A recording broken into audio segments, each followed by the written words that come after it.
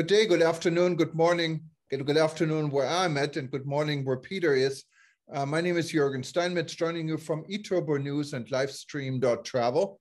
I'm currently in Cologne, Germany. Behind me, you see the famous Cologne Cathedral. And the cathedral is busy because it's Christmas in Germany. Today is actually the second Christmas day. There are two Christmas holidays every year. And today is the second Christmas holiday. It's kind of you can see it, cloudy, dark, miserable, kind of a miserable day. It's really quite cold today compared to yesterday. We have -2 degrees, I believe, Celsius, so it's freezing. And I don't know how things are in College Station, Texas, but I like your blue breaking news screen behind it. Doesn't look as cold, so. Yeah, so things here are great in Texas. It's of course still early in the morning. It's just 8:19, but we're expecting a very beautiful day. Yesterday was in the upper 70s. That'll be around 25, 26 degrees Celsius. Today it should be around the same. Blue skies, just a few clouds in the sky. So it's really a beautiful day and a gentle wind. And I see on your television, which is next to you, that's showing pictures of all sorts of people skiing. So I guess we not only see the cathedral in Cologne, but we're also getting to watch your television program at the same time. Well, this is actually a great hotel. I've stayed here. Look, I'm paying full price. I'm not advertising for the hotel, but it is a nice hotel. I'm staying at the Grand Hyatt, or Hyatt Regency better, in Cologne. And as you can see, you walk over this bridge, and it's the bridge where all the intercity trains go between Cologne, the fairground, what is Deutz, to the main train station. And it's right where the cathedral is. So it's a great location. And at night, the cathedral is lighted. You see it from your bed. It's wonderful. A good place to stay. And I have to say, the hotel seems to be quite busy. I see Americans here. I see a lot of people from Holland, from Poland, from Austria, from all over Europe. So it seems like people are traveling despite the COVID outbreak, and similar to it is in the United States. The Omicron is a big concern. Luckily, for some strange reason, Germany seems to be the only country where every day the numbers went down. And they're down again today, I think more than 20% from yesterday. And this is kind of the trend all week. So Germany has not been hit like many other countries, like the United States, like Holland, what is just 50 miles away. We're close to the Dutch border, but it seems to be under control, but everyone is bracing for it to come. So I don't think you can stop it. You can probably delay it, and everyone knows this. And so far, so good. Even though Omicron is a major concern, it hasn't really hit here. But it did hit here. If you look at flights, Lufthansa canceled numerous international and intercontinental flights, including to Houston, Washington, and Boston the last few days. Still operating to New York, Los Angeles, San Francisco, because they don't have enough pilots. And many of the pilots are sick with COVID. What is, I think, even a bigger situation in the United States, where United Airlines, Delta, and many other airlines are not only canceling intercontinental flights to Europe, but they're also canceling domestic flights. What, of course, on a Christmas holiday is a major, it's major trouble. Yes. Yeah, it's been a real problem here in the United States. I see, watching your television there, that Santa Claus is still there, and you have. It's a movie, I think, playing. Yeah, you have a movie or whatever it is. But yes, in the United States, we had a number of flights canceled. It really made problems for people, especially as thousands, I believe 2,000 flights were canceled in the United States on Christmas Eve. And that meant that all sorts of travel nightmares took place. Of course, in the northern part of the United States, it's cold. And to top that off, people don't want to be stuck in a terminal, because if you're afraid of the Omicron variant, which is so contagious, the last thing you want to do is be stuck in an airport. So you have really a triple whammy there. Yesterday, again, it continued have flights canceled, and we're told today there will be quite a number of flights canceled. So what that is doing is creating really not only an issue as far as medicine goes, but a perception problem. Once again, the more difficult travel becomes, the less people want to do it. And I know here where the Omicron variant is very widespread, a number of my Christian friends had to cancel their Christmas activities. Families couldn't get together. And then we have some other real problems in the United States, one of which is that for whatever reason, the government forgot to order testing kits. So there are no testing kits. My son yesterday had to go to get a test because of a travel. And normally it takes like 5 minutes to go to a walk-in testing center. It took over 2 hours. A lot of people had to wait 7 hours in order to get a test. And that makes, again, travel incredibly difficult. The other part of it is that people don't know what new rules will come. So even if you do travel, what happens if the rules change on your way home? So for example, if when you come back to the United States, if all of a sudden Austrian Airlines announces flights are canceled, you're now having a new issue, and you're lucky you're just one person traveling. But if you're a family of 4 or 5 with little children, which takes place over Christmas, you have children crying, parents upset, and you don't know where you're going. So that makes it, really challenging, to say the least. We did see an uptake in the United States of people traveling by car. So many people are trying to avoid the airlines and trying to stay within 5 hours of home. So that's a real issue that's taking place. And again, I think the important thing for the tourism industry is that we've got to create systems that allow people, when these emergencies take place, not to say you're on your own. So maybe terminals need to have special places for people to eat. They need to put out beds. I don't know what they need to do, but they need to create new systems so that people do not feel abandoned if the situation changes. And Peter, I have to say, the situation seems to be quite a bit more organized, specifically in Germany. I flew on Thursday on a completely booked flight on Lufthansa from San Francisco to Munich. And in Munich at the airport, it's a wonderful airport. You have everything you need. There are testing sites, several testing sites. You get tests done anytime you want, 24 hours a day. It's free if you have a German passport. It costs like 15 euro if you don't have a German passport. And it's very quick, it's very efficient. And the same is in all the cities. Like here, you can actually go to the cathedral you see across, and there are testing sites. You can get tested. There's no wait. It takes a few seconds. Yeah. And I think we need to get to this point, specifically with the situation with Omicron spreading. We need to have enough tests. You can test at home. And I can tell you, celebrating Christmas with my family, my sister insisted that I have a test before I meet with my family. And it's understandable because you have a responsibility.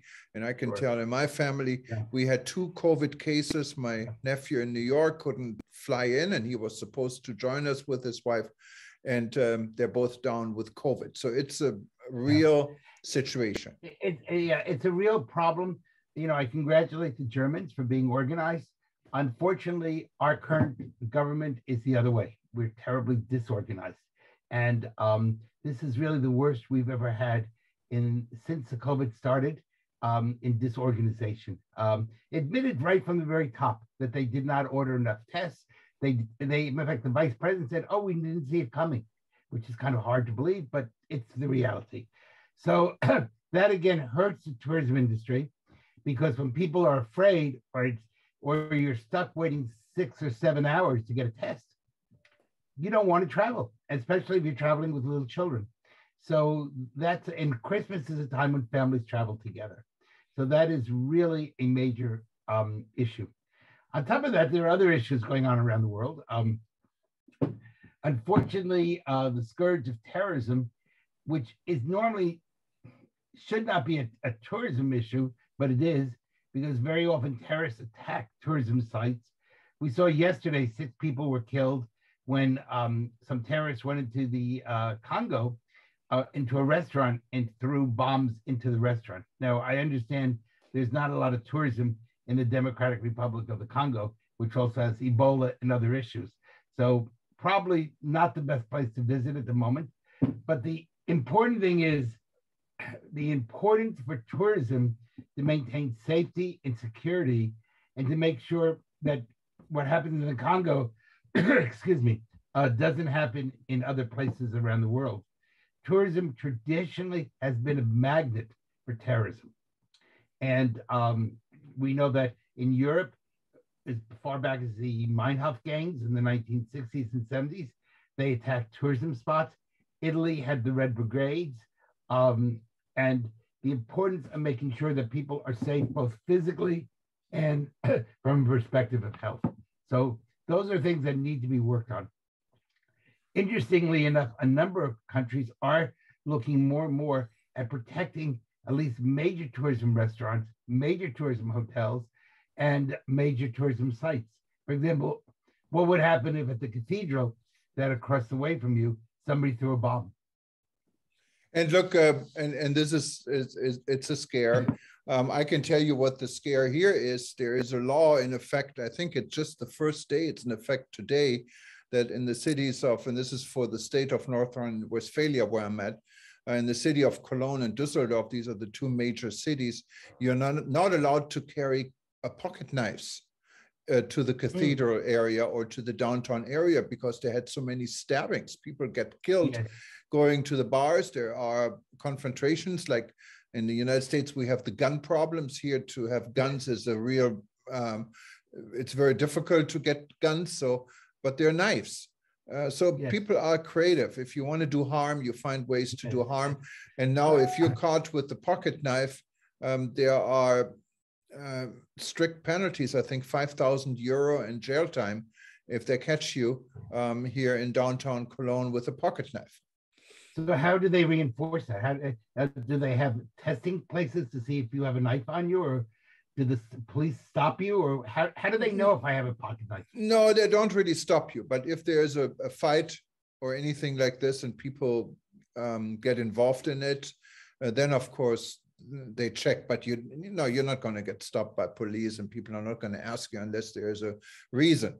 But at least, you know, psychologically, it's doing something. There are, from what I understand, to the Old Town area in here, both in Cologne and Düsseldorf, what it's a major party area. Now it's closed, it's Christmas Day, but when they open tomorrow again, that there are checks when you go in. So if you wanted to be in that area and you wanted to visit the restaurants and the bars, yes, you do get checked like you do in the United States. You go through a metal door, and I don't know how they're going to do it here if there's a metal door, but they will have a way of checking it. Yeah, certainly that's a major problem in London, where people get stabbed all the time. And it's a real issue. I'm not sure how we're going to prevent all of those from taking place, but we will need to think about it. I once thought, you know, often we have these no gun zones. So I thought, well, maybe we should just have no crime zones. And if the sign will stop guns, then maybe the sign will stop all crime. Obviously, I'm being sarcastic on some level. But this is a real issue. It would be an easy fix, wouldn't it?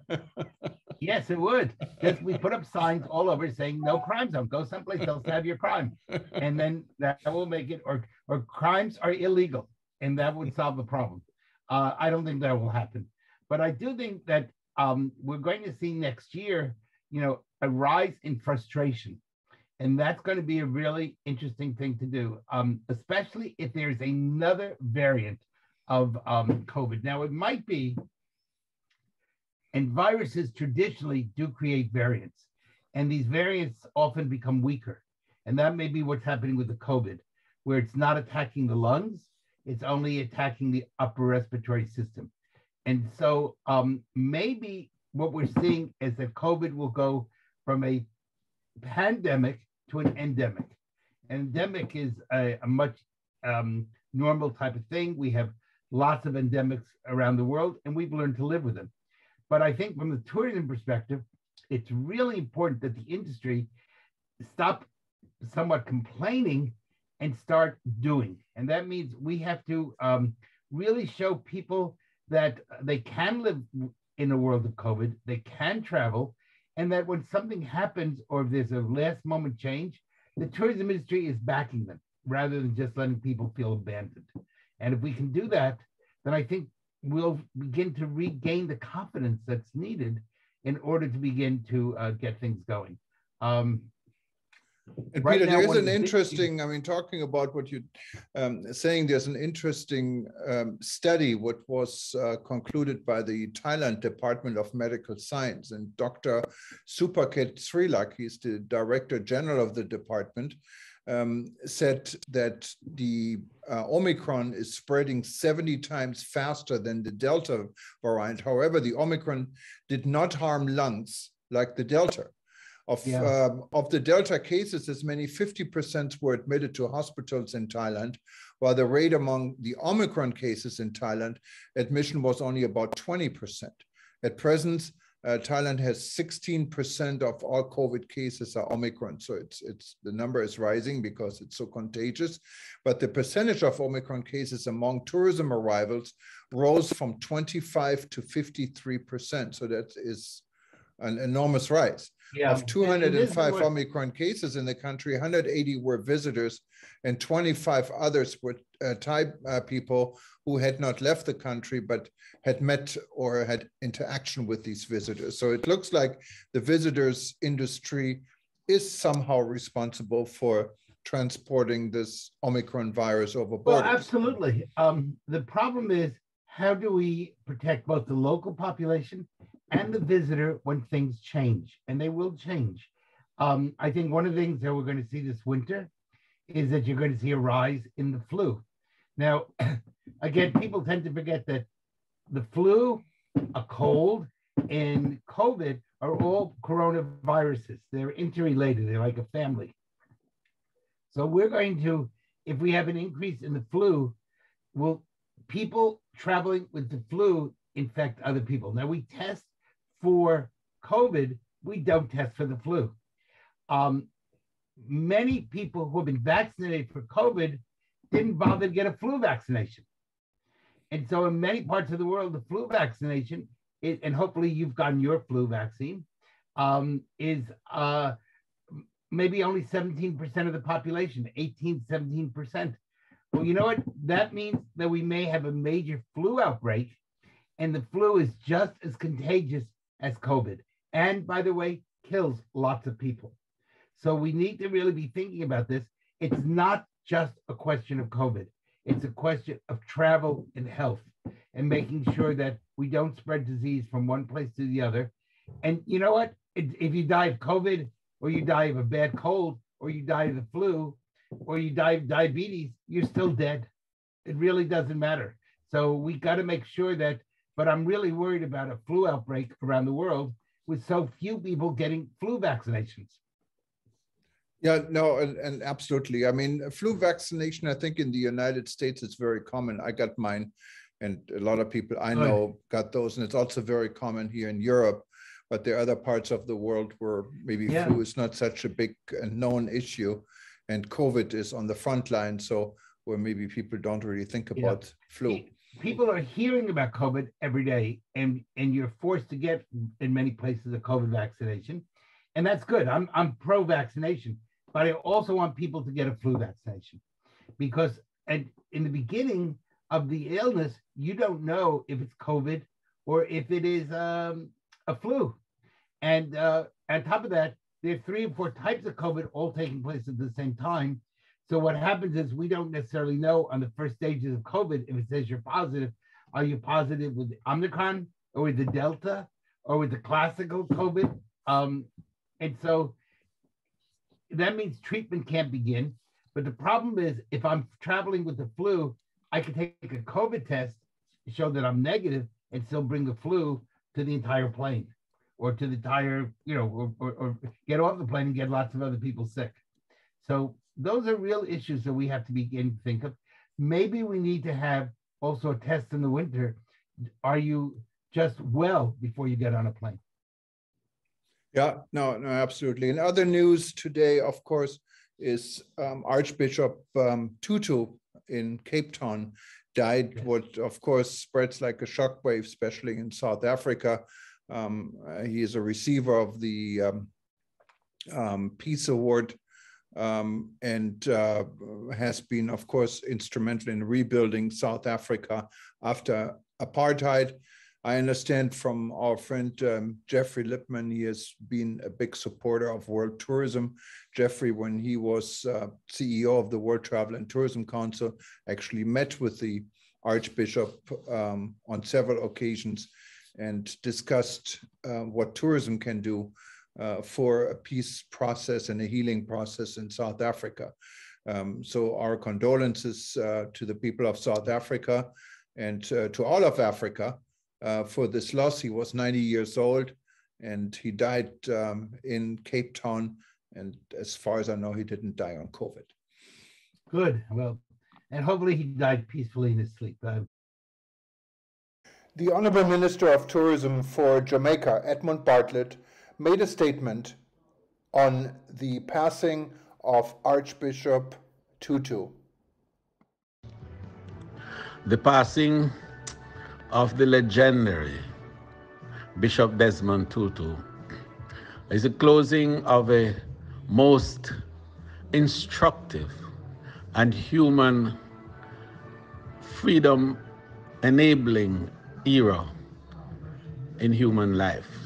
The work of Desmond Tutu, along with the freedom fighters of South Africa, made the statement of African liberation a strong and powerful one.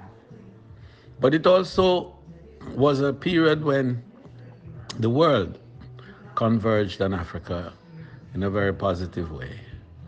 And even little Jamaica played its part, not only in terms of the rhetoric at the UN, but also in terms of his songs and his music and his culture, and how that interaction of the diaspora reversed to enable Jamaica to participate in that freedom struggle, not with bullets or guns, but rather with words and songs and strong admonitions. But also the role that our own Edward Seaga played in driving the discussions to attack the Rand being the instrument and symbol of the greatest level of oppression in South Africa. Defeating the Rand enabled Desmond Tutu and the other leaders, Nelson Mandela and the great ones, to enable a final crumbling of the most painful and destructive period in Black history. So today we give thanks for the life of Desmond Tutu. And we say to all, there goes the example, there goes the legacy, there goes the standard by which our lives must be measured and judged. Let us do our part to preserve that great legacy by this great man. May his soul rest in peace and light eternal shine on him. Good. Well, and hopefully he died peacefully in his sleep. Unfortunately, everybody dies. We're on a one-way trip from the day you're born. I tell my medical students that everyone is born with a deadly illness, and they go, "What is it?" And I go, "Life." So no matter, nobody asks you if you want to be born, and nobody asks you if you want to die. The real issue is, what do we do in between? And you know, we're all on a personal trip through life. Let's make that voyage, which is what tourism is all about, as valuable and as beautiful as possible, as long as we're on the planet Earth. So I think that, you know, the Archbishop's death is a reminder to all of us that we need to make each day count. Absolutely. And this is a good way, I think, of ending our Christmas message here and Christmas broadcast. And we'll be back this week. I'll be still in Germany and Peter will still be in Texas. And we're going to see you again probably tomorrow or the day after tomorrow. In the meantime, please don't forget to read eTurboNews. We'll update you 24 hours a day, every day of the week. And if you wanted to watch this broadcast again, if you're watching it now on eTurboNews, I think we're going to come up the next hour again. Just go back to any page you want or to any article you see us. Otherwise, you find us on YouTube and our channel for YouTube. Just click on the link on eTurboNews and you can watch us anytime and also go back to other broadcasts you wanted to see again. But thank you, Peter, for being part of us this morning. I know it's Sunday morning in early Texas. Here, but, early there. I hope you'll have a good dinner if you're going out for dinner, and bundle up. And I think you said you're going off to see some friends, so enjoy. I guess it'll be night very soon or probably is night in Germany. It's 3:40 here right now. Live in the afternoon, so we have a little bit time off night, but it gets dark early. Probably in an hour from now, it's already dark because we're further north in Texas and most parts in the United States. So it gets dark earlier, and also daylight in the summer is 11 in the evening. You still have daylight, so it's a different type of lightning. And then when it's dark and gray, anyway, you can see it's kind of raining and very cold, and you see the Rhine River behind me, and you see some of the boats are going between here and the other side of the river. But it's not really a pleasant day. It's not a day you really want to walk around and spend a lot of time outside. No, I like being in Ecuador last week when it was right on the equator, and the sun comes up at 6 a.m. and the sun sets at 6 p.m. every day, and the sun shines. So anyway, we send you a little bit of Texas sunshine to Germany, and bundle up. I'm going to go out walking, and I'll be in shorts and a t-shirt. So take care. Bye-bye. Well, I'm probably we have a nice pool in here, and it's warm there. There's a sauna, so maybe I'm going to take advantage of that before we go. If I get a spot, because now you cannot just go down there. You have to reserve a space because of social distancing, I guess. So anyways. So you have social distance in the pool? Yeah, they allow 4 people in the pool at the same time, and you have to reserve a time slot. So you call, and then they say, okay, come on down in an hour or 2 hours or whenever it is. And so this is a way of, I guess, keeping people apart. Okay. Well, 2 of you can swim on top of the water, and 2 of you can swim under the water. All right. Bye-bye. Have a good day. Enjoy your afternoon. Bye-bye. Okay. Thank you. Good night. Bye-bye.